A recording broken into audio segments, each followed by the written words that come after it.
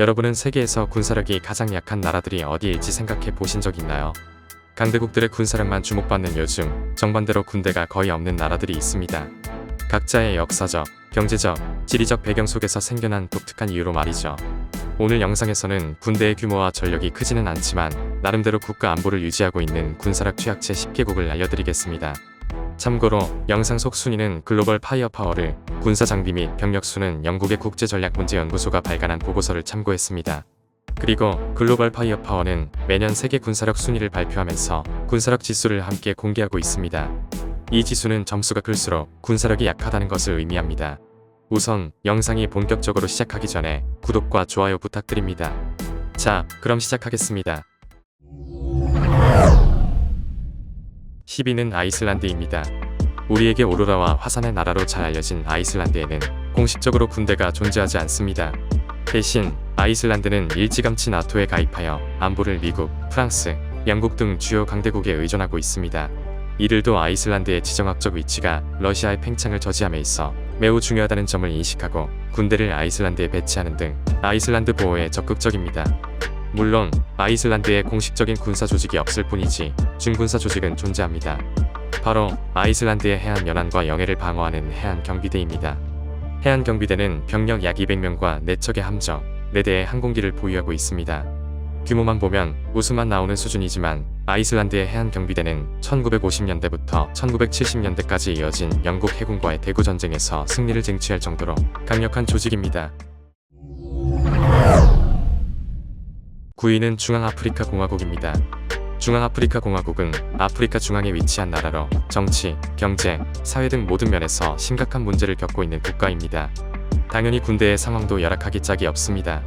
우선 육군은 약 7,500명의 병력을 보유하고 있지만 개인 화기를 제외하면 제대로 된 군사 장비라고 할 만한 것은 높으신 분들이 사용하는 군용 차량 228대가 전부입니다. 그리고 내륙국인 특성상 해군은 존재하지 않으며 공군은 약 350명의 병력이 있으나 보유 중인 항공기는 겨우 7대에 불과합니다. 이처럼 열악한 군사력을 강화하려면 군비 증강이 필수적이지만 올해 국방 예산은 4,145만 4천 달러, 하나로 약 595억 원에 그치며 이 수준이 최근 계속 유지되고 있습니다. 물론 시에라리온 군대 내에서 상대적으로 상황이 나은 부대도 있습니다. 바로 대통령을 호위하는 호위대입니다. 이들은 최신 장비를 우선적으로 보급받고 있으며 다른 부대에 비해 보수도 괜찮다고 합니다. 8위는 시에라리온입니다. 시에라리온은 서아프리카 대서양 연안에 맞닿은 국가로 기니, 라이베리아 등과 국경을 접하고 있습니다. 시에라리온은 다이아몬드가 많이 매장되어 있어 유능한 지도자가 나타난다면 최빈국에서 벗어날 가능성이 무궁무진한 나라입니다. 그러나 전체 인구 450만 명 중 150만 명을 난민으로 만든 10여 년간의 내전 의열파로 인해 여전히 대부분의 국민들이 가난에 허덕이고 있습니다. 쉽게 말해 전형적인 자원의 저주라 할 수 있죠. 국방 예산은 연간 2억 4,243만 5,118달러로 책정되어 있지만 이마저도 군대의 열악한 상황을 개선하기에는 턱없이 부족한 수준입니다. 우선 공군은 350명의 병력을 보유하고 있지만 항공 장비는 Mi-24 헬리콥터 2대와 Mi-17 헬리콥터 2대가 전부입니다. 해군도 크게 다르지 않은 상황인데요. 해군 병력은 공군보다 약 150명 더 많지만 제대로 된 함정은 전혀 없고 겨우 순찰보트를 운영하는 수준에 머물러 있습니다. 끝으로 시에라리온 군대에서 가장 큰 비중을 차지하는 육군은 총 3개 여단 약 8,500명의 병력으로 구성되어 있습니다. 그러나 병사들의 개인 화기는 여전히 AK-47이며 고가의 탱크, 자주포, 장갑차 등은 도입을 상상할 수도 없는 상황입니다. 7위는 벨리즈입니다. 벨리즈는 멕시코와 과테말라, 온두라스 사이에 위치한 영연방 국가입니다.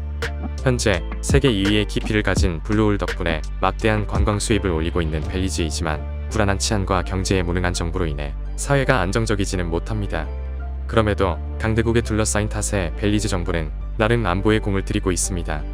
인구가 적고 나라가 가난한 탓에 안보에 투입하는 예산은 2천만 달러, 하나로 약 287억 원에 불과하지만 벨리즈 정부는 M16으로 무장하고 있는 1,500명 상당의 육군, 8대의 정찰정을 가진 해군, 헬기와 경비행기 5대를 보유한 공군과 BSAG란 특수부대를 운영하고 있습니다. 6위는 라이베리아입니다. 미국 출신 해방 노예들이 세운 아프리카 최초의 공화국인 라이베리아는 아프리카 서부에 위치한 나라입니다. 미국에서 탄압받던 이들이 주축인 나라였지만 정권을 잡을 때마다 상대편을 노예로 팔아치우며 억압했고, 이러한 행태가 반복되면서 결국 1980년부터 2003년까지 쿠데타와 내전에 시달렸습니다. 현재는 국제사회의 도움으로 정치가 안정되었으나 70%가 넘는 실업률과 20%가 넘는 물가 상승률로 인해 여전히 국민의 70%가 극빈곤층에 속합니다. 이러한 경제적 상황 때문에 군대도 매우 열악한 상태인데요. 우선 국방비로 투입되는 돈은 1200만 달러, 하나로 약 172억 원에 불과합니다. 라이베리아의 육군은 총 병력이 1200명이며 보유한 군사 장비는 개인 화기를 제외하면 장갑차 3대가 전부입니다.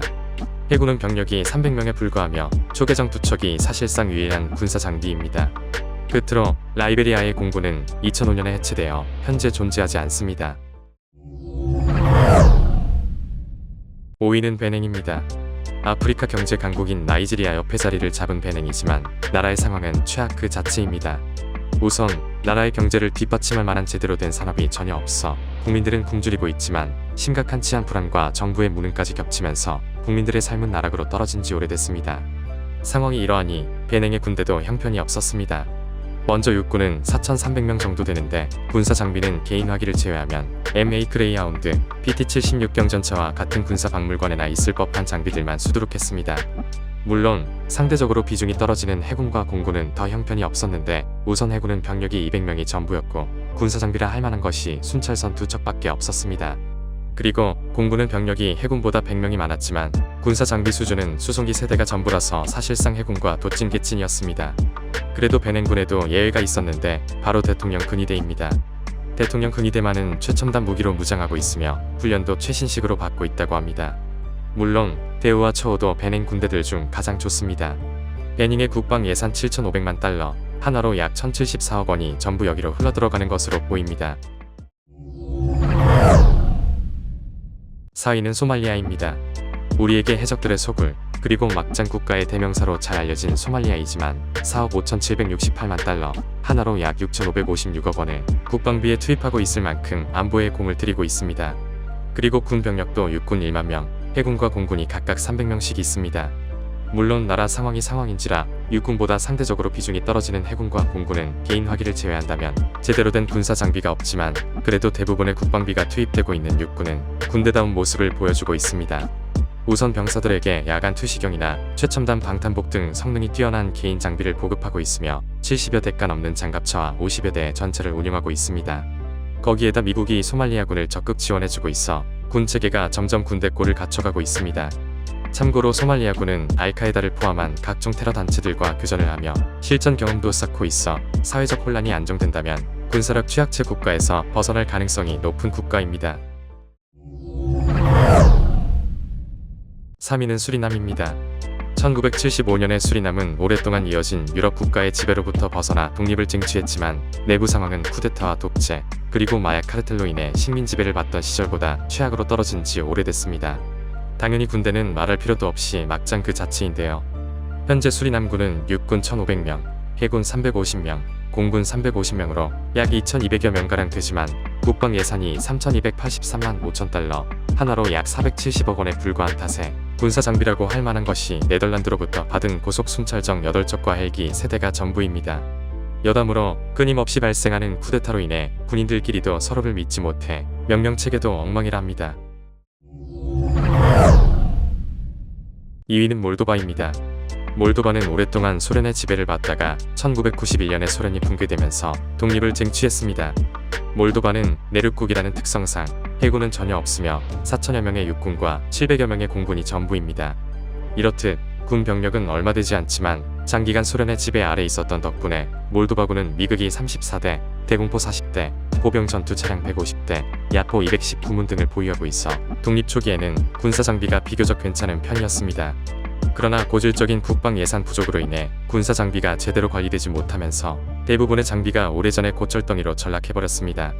물론 연간 약 8천만 달러에 달하는 국방비가 있긴 하지만 이 돈도 고위층의 호주머니를 채우는 데 쓰이는 경우가 많아 국가 안보에 실제로 투입되는 금액은 극히 적습니다. 이로 인해 군 내부에 부정부패가 만연하게 되었고 군 체계 또한 무너진 상태입니다. 이러한 상황에서 최근 안보 상황까지 불안해지면서 몰도바 정부의 고심이 더욱 깊어지고 있습니다. 1위는 중국과 인도라는 두 거대한 나라 사이에 위치한 부탄입니다. 한때 부탄은 중국의 위협에 대응하기 위해 총 병력을 인구 비례상 많은 16,000명까지 유지했던 적도 있었으나 현재는 인도의 안보를 맡기고 철저히 군축을 단행하고 있습니다.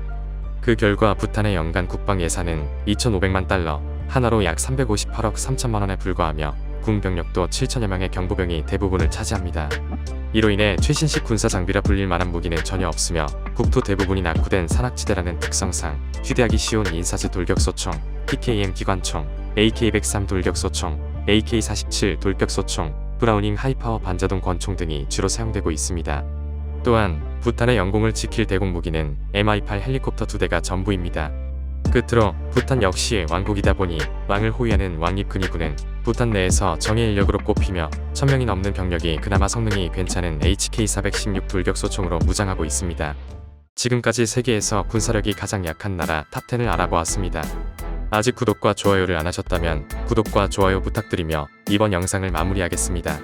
감사합니다.